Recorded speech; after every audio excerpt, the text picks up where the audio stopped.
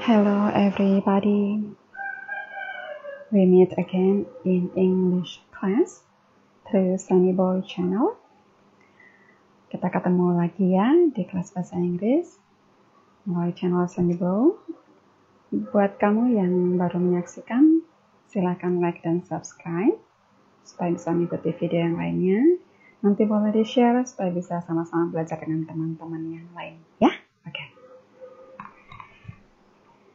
Hari ini kita akan berbicara tentang simple present. Ini merupakan salah satu dari pola dasar kalimat dalam bahasa Inggris. Pola kalimat seperti bahasa Indonesia ada terdiri dari subjek, predikat, objek, keterangan. Dalam bahasa Inggris kita menyebutnya dengan subjek, predicate, objek, complement. Ya, dalam bahasa Inggris keterangan itu complement ya. Now, kita kenali dulu simple present ini ya. Simple itu artinya sederhana, thank you. Present artinya sekarang, saat ini ya. So, if you combine, kalau kita gabungkan simple present itu berarti kita bisa maknai dengan kalimat yang sederhana yang isinya sampai sekarang diakui kebenarannya. Gitu? Diulang ya. Simple present itu bisa kita maknai dengan kalimat yang sederhana yang isinya, isi kalimatnya diakui sampai sekarang kebenarannya. Karena diakui sampai sekarang dan sifatnya sederhana, ini yang membuat simple present sering lebih mudah dimaknai dengan kegiatan sehari-hari. Kalimat yang menyampaikan kegiatan sehari-hari.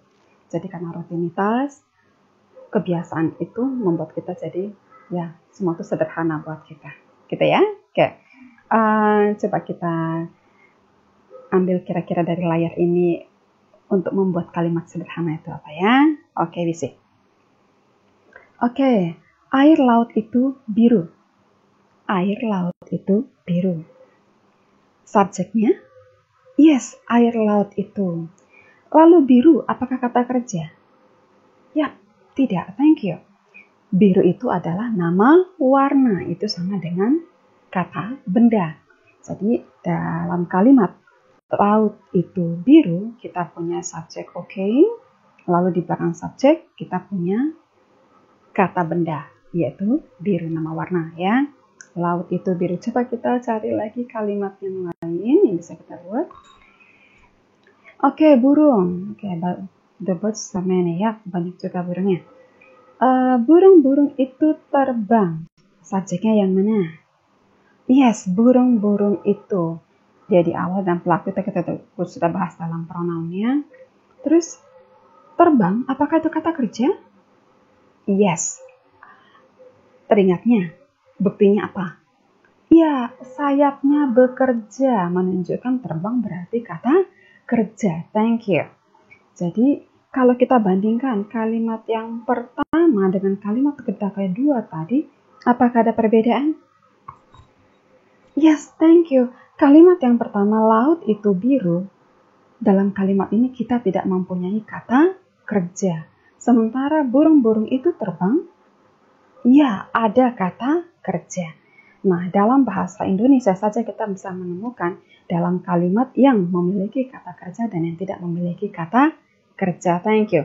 Kita coba lihat lebih jauh ya, bagaimanakah dalam bahasa Inggrisnya. Isi. Oke, sebagai rutinitas dan pelajar posisi kita, sekolah tentu tidak pernah jauh dari kita ya. Oke.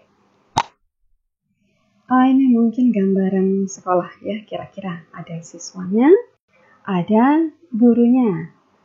Wow, muridnya, siswanya aktif semua ya. Oke, bisa.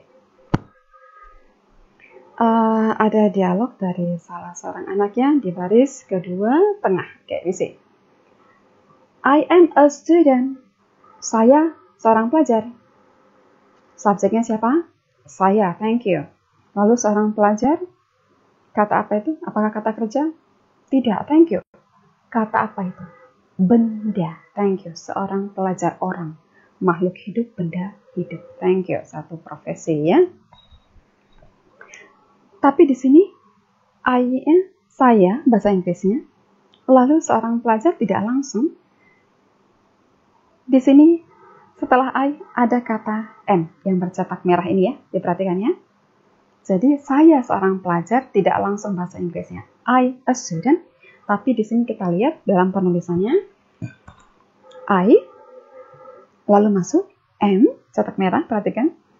Baru setelah itu a student. Thank you. Kita coba nanti ya, simpan dulu ya. Next. She is my friend. Dia teman saya. Dia teman saya. Dianya nih perempuan, she. Oke, di kanannya perempuan ya. Oke, mungkin dia tunjuk salah satu dari mereka ya. Oke. She is my friend. Dia teman saya. Subjeknya, thank you. Dia, she. Terus, teman saya. Apakah itu kata kerja? Tidak, thank you. Sama ya, benda ya, makhluk hidup. Oke, my friend, teman saya. Tapi dalam penulisannya, sama seperti tadi ya. Dia bahasa Inggrisnya she, subjeknya. Lalu teman saya, tidak langsung my friend mengikuti she. Di sini kita lihat, setelah she ada cetak merah is. Baru dilanjut dengan my friend. Kalau tadi I, di sampingnya diikuti M, baru a student. Sekarang yang kedua, she, dia diikuti oleh is, baru masuk my friend. Gitu ya? Oke, perhatikan, kita simpan lagi. Next, yang ketiga. We are students. Kami siswa. Subjeknya, kami, thank you. Lalu, siswanya, yes, kata benda lagi.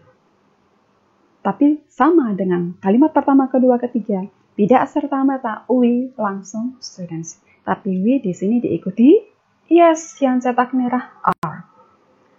Next, yang terakhir. You are our teacher. Kamu, Anda, guru kami. Subjeknya Anda, thank you. Lalu guru kami sebagai apa? Apakah itu kata kerja? No, tidak mungkin kata kerja karena dia kata benda. Dan kata benda tidak mungkin berfungsi sebagai predikat. Thank you. Nah, di sini untuk ianya kita lihat sama dengan we tadi, dia menggunakan are. Jadi kalau kita lihat mungkin contoh are ada 2, tapi kalau kita hitung berarti ada yang berbeda di sini, ada M, ada is, ada are. Jadi kita bisa simpulkan di kalimat kita dialog ini isinya ada cetak merah itu 3 ya. M, is, are. Oke? Thank you. Kita coba bandingkan ke sini. Oke, dialog lagi. I study English. Saya belajar bahasa Inggris. Yang berbicara ini siapa? Yes, murid yang di baris pertama dekat gurunya ya. Saya belajar bahasa Inggris. Kita coba pecah polanya. Subjeknya ada? Yes, saya. Lalu, adakah kata kerja? Thank you, belajar. Bisa dibuktikan. Yes, kita belajar ada yang kerja anggota tubuh kita. Apa yang bekerja itu? Oke, mata, mulut, telinga, tangan. So many. Banyak ya. Thank you. Lalu bahasa Inggris? English. Itu benda yang dipelajari. So, jadi kalau begitu, untuk kalimat yang di sini, subjeknya saya, kebetulan sudah ada kata kerja, maka kata kerja itu langsung sebagai predicate. Lalu bahasa Inggris, karena bahasa Inggris yang dipelajari, maka bahasa Inggris itu menjadi objek kita. Thank you. Jadi di sini kita tidak lengkap seperti dialog yang pertama. Jadi saya belajar bahasa Inggris, I belajar study bahasa Inggris, English. Semua mulus ya, satu susunan semua tanpa ada yang terlengkap. Next, yang kedua, he studies English. Ini dia tunjukkan kepada siapa? Oke, persis di sebelah dia itu ada laki-laki ya. Mungkin dia menunjuk yang di sebelahnya. Dia laki-laki ditujukan ya. Studies, belajar, bahasa Inggris, English. Thank you. Tapi di sini ada perbedaan, coba diperhatikan. Tadi untuk I pakainya study belajarnya. Sekarang kalimat kedua, subjeknya he, belajarnya dengan studies. Ada perbedaan di predikatnya, di kata kerjanya. Nanti kita kupas ya. Lalu contoh yang terakhir. You teach us English. Anda mengajari kami bahasa Inggris. Subjeknya siapa? Anda. Thank you. Lalu, adakah kata kerja? Yes, mengajar. Mengajar berarti semua anggota tubuh juga bisa bekerja. Berbicara mulutnya, telinganya, oke, matanya, thank you, tangannya, that's good. Lalu, mengajari kita. Kita ini apa? Yes, kita sebagai objek. Kita sudah belajar dalam pronoun ya, kita nggak bahas kali ini lagi ya. Lalu, bahasa Inggris yang diajari, materi yang diajari. Jadi kalau kita pola ini menjadi apa? Subjeknya you, thank you. Lalu, predikatnya, kata kerjanya langsung, thank you, teach. Lalu, kitanya, karena kita yang diajari, maka kita adalah objek. Lalu karena materi bahasa Inggris yang diajari, maka dia juga objek. Jadi kebetulan ada objek 2 ya. Oke, tapi di sini you-nya teach.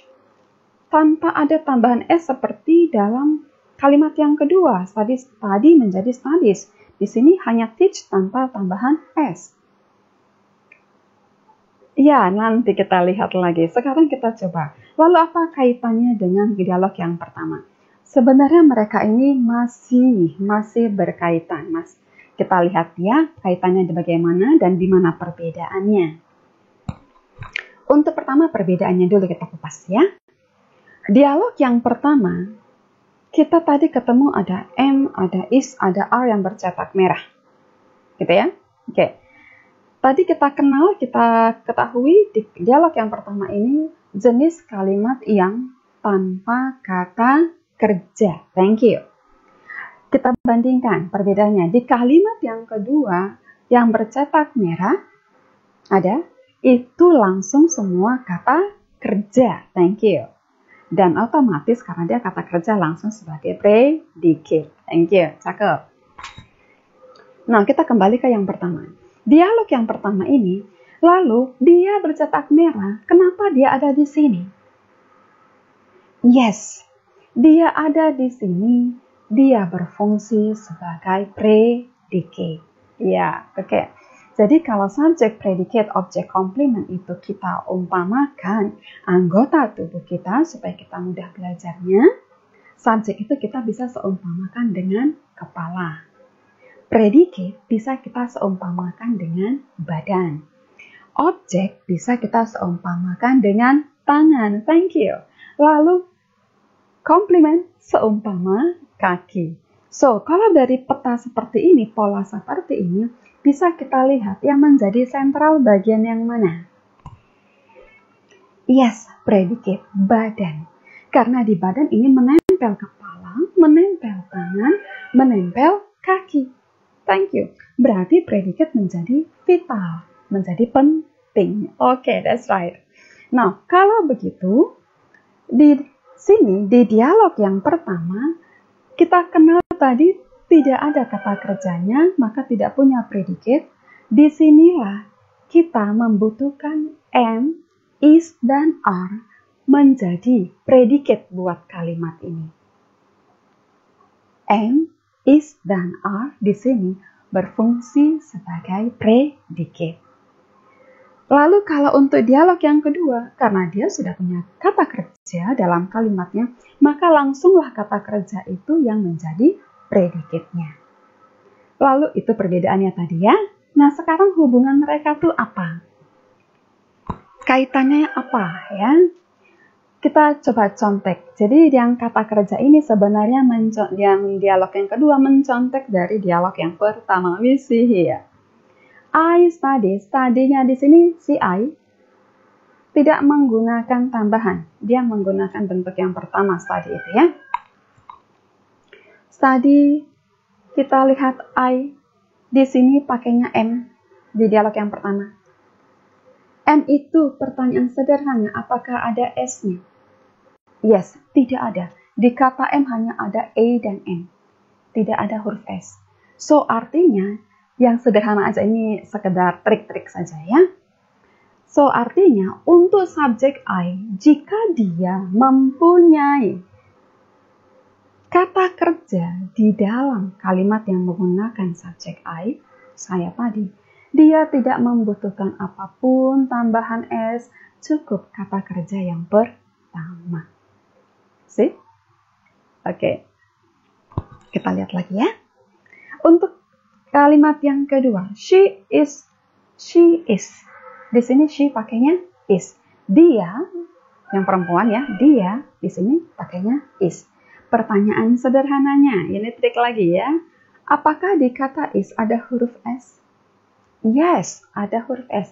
So, artinya untuk kalimat yang subjeknya dia, yang subjeknya dia, maka jika dia itu predikatnya jika dia itu dalam kalimat dia, subjeknya, mempunyai kata kerja, maka kata kerjanya itu harus ditambahkan akhiran yang berbau S. Ada unsur S-nya. Makanya dalam dialog yang kedua, walaupun di sini pakainya he, bukan she ya, perbedaan itu hanya di gender saja, kelamin laki-laki atau perempuan, tapi artinya sama-sama dia. Oke, ditunjukkan pada satu orang. Nah, di sini berubah. Tidak study, tapi menjadi he studies. Di sini ditambahkan es. Nanti kita lihat ya. Terus, lihat lagi yang ketiga. Yang ketiga, you teach. Anda mengajari. Tidak ada pakai S, kita buktikan. Dalam dialog yang pertama tadi, you pakainya are, thank you. Dalam kata are, apakah ada S-nya? Tidak ada. Artinya, untuk subjek you, jika dalam kalimat yang menggunakan subjek you ada kata kerja, maka kata kerjanya tidak perlu ada tambahan S. Murni bentuk yang pertama. Thank you. That's it. Ya, pelan-pelan ya. Oke. Next, kita lihat lagi. Kira-kira ada apa di pintu lemari ini? Oke, we see. Di pintu lemari yang pertama ada kata I. Lalu ada panah ke bawah, to be. Lalu to be-nya itu ada M. Thank you. Di pintu lemari kedua, ada he, she, it. He itu dia, laki-laki. She, dia, perempuan. It itu untuk menggantikan benda dengan jumlahnya 1. To be-nya, panah ke bawah, is. Lalu we, you, they. Kami, atau kita. Anda, kamu, kalian, untuk you. Lalu they, mereka. To be-nya, panah ke bawah. Menggunakan are. Thank you. Kita bisa simpulkan dari sini berarti apa?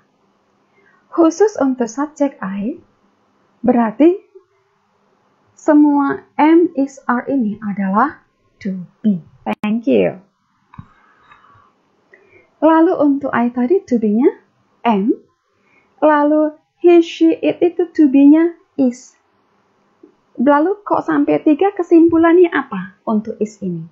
Iya, berhubung he, she, it semuanya menunjukkan pada satu jumlahnya, so kesimpulan yang menggunakan is adalah yes, untuk subjek yang menunjukkan kuantitinya hanya 1. Untuk jumlahnya hanya 1. 1 orang, 1 butir, 1 helai, 1 buah, sama. Ya, thank you. Next, untuk are. Tadi kita lihat ada we, you, they. Untuk are berarti segitu banyaknya kita bisa simpulkan apa?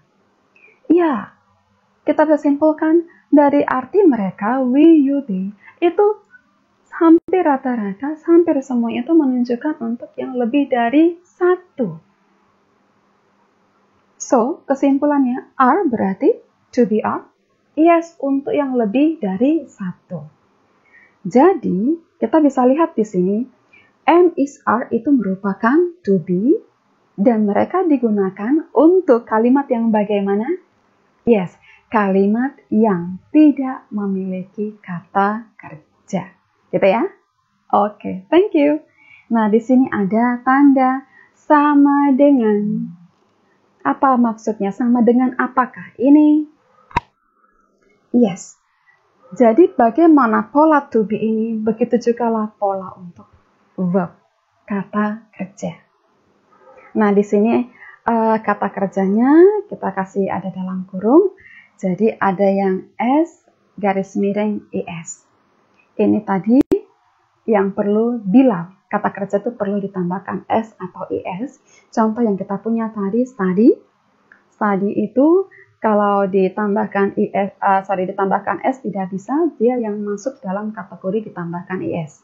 Karena di sini ada syarat yang paling sederhana, yang paling gampang untuk IS ya, syaratnya hanya ini saja.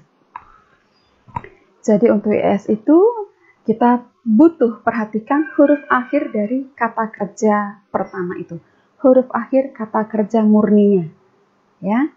Jika huruf akhir kata kerjanya itu adalah CH atau SH atau S atau X atau Y, huruf khusus untuk Y ini dia harus di sampingnya ada konsonan. Konsonan atau huruf mati, persis di samping Y, ya. Dan itu pun Y-nya sebelum ditambahkan harus dirubah dulu menjadi I. Jadi ada syarat khusus untuk Y. Jadi semua inilah akhiran kata kerja yang berakhiran semua ini seperti ini, itu yang ditambahkan dengan IS.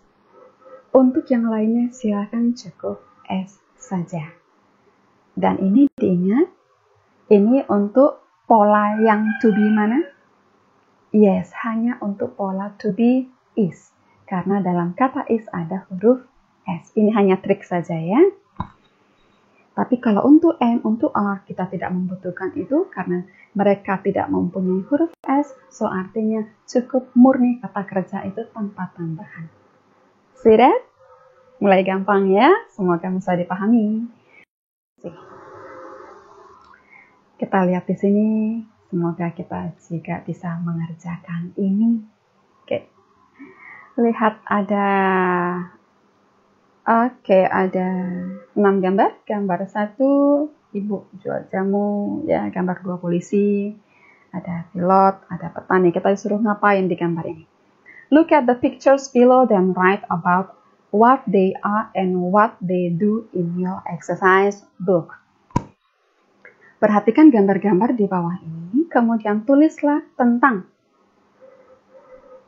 pekerjaan mereka, maksudnya profesi mereka, and what they do, dan apa yang mereka kerjakan berkaitan dengan pekerjaan mereka tadi, dengan profesi mereka tadi, di buku latihan. Seperti apa pengerjaannya, kita lihat contohnya ya. Example. We see the first picture, kita lihat gambar yang pertama, ada ibu-ibu, lalu ada bakulnya, ada botol, ya. Kita gampang ini mengenal sehari-hari, ya ibu penjual jamu, thank you. Kita sebutkan dulu profesinya, pekerjaannya, ya, nama pekerjaannya. Satu orang diperhatikan, gambar satu orang, kita gunakan pronoun aja dulu ya, subject pronoun. Karena satu orang, kita bilang apa? She, thank you. Lalu, ibu ini apa? Sebagai apa dia? Sebagai seorang penjual. Ya, jamu itu adalah minuman tradisional kita. So, dia adalah seorang penjual. Penjual apa? Penjual jamu, penjual minuman tradisional. So, dalam kalimat kita ini apakah ada kata kerja? Dia, beliau, seorang penjual minuman tradisional. Beliau seorang penjual minuman tradisional. Apakah ada kata kerja? Penjual itu orang, benda ya. Thank you, that's good. So, jadi kita punya she, lalu karena she kita pakainya is, satu orang ya, ingat pola yang tadi. Lalu tinggal masukkanlah nama dari profesinya. A traditional drink seller. Oke, sebagai seorang penjual minuman tradisional, kira-kira ibu tuh ngapain? Ngapain aja? Kita bisa membuat, thank you, bisa membuat, bisa menjual, bisa apalagi, bisa melayani pembeli, thank you. Nah, kita ambil satu saja. Satu aja, kira-kira apa kegiatannya? Kita ambil yang sederhananya, oke, bisa menjual ya, tadi. Berarti kalimat kita, beliau atau dia menjual jamu. Dia bahasa Inggrisnya atau beliau, she karena perempuan. So, menjual bahasa Inggrisnya boleh cari di kamusnya untuk membantu kamu. Sell. Thank you. Sekarang sell ini menjual, lalu kita mau pakai bagaimana untuk she. Ingat polanya tadi, dia sama dengan fotokopi untuk to be. She to be-nya is ada S-nya. Maka sell-nya butuh S tidak? Yes. Apakah dia kategori syarat yang ada harus S atau hanya S saja? Ya, karena tidak ada dalam syarat yang akhiran tadi, maka dia hanya cukup tambah S. Baru masukkanlah apa yang dijual, objeknya, jamu. So, hasilnya, she sells jamu. See that? Ya, itu ada nanti polisi, ibu polisi ya, polwan. 3 orang, hati-hati, 3 orang. Lalu ada pilot kayaknya, ada pesawat ya, 1 orang, laki-laki. Lalu untuk gambar 4, petani lumayan banyak ya. Oke. Gambar 5, hati-hati. Di sini memang ada gambar 2 orang, tapi yang punya profesi siapa? Oke, kira-kira profesinya apa? Silakan pakai kamus untuk membantu mengerjakannya ya. Next, gambar yang terakhir ini gambar banyak cermin. Yes, salon. Berarti yang punya profesi di salon itu siapa? Walaupun ada 2 orang, tapi bukan berarti dua-duanya punya profesi di salon itu.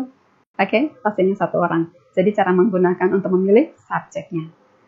Itu yang perlu kita kerjakan, nanti dikerjakan dalam buku latihan.